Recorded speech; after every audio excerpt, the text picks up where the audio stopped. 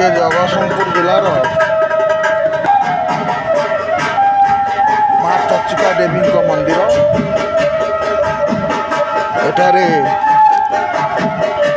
प्रतिवर्ष भली मंदिर उत्सव दिवस पालन करा जाए और एठार यज्ञर आयोजन भी करा जाय थाए। सब वर्ष भली ए वर्ष आयोजन चली होती बहुत श्रद्धालु एठारे आसी प्रसाद सेवन करती। आज माँ चचिका देवी महायज्ञर पूर्णाहुति दिवस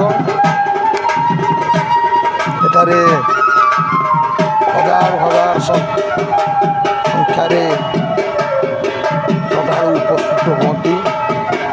बहुत साज सजारे परिचालित होइछि एवं वाद्य